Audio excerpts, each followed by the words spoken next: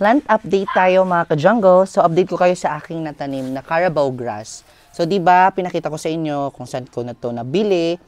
At ngayon, medyo naglalash na po siya. Ayan. Pero ang ayaw ko lang dito is maintenance.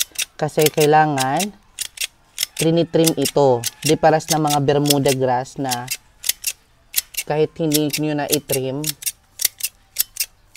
okay. Pero ito kailangan itrim para hindi tumaas ang mga dahon.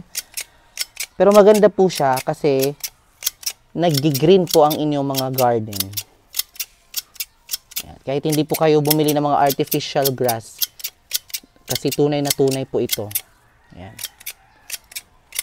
Ayan. Kailangan po siya i-maintain. Ititrim-trim.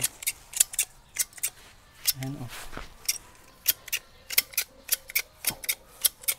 Kasi pag hindi siya ititrim, para na po siya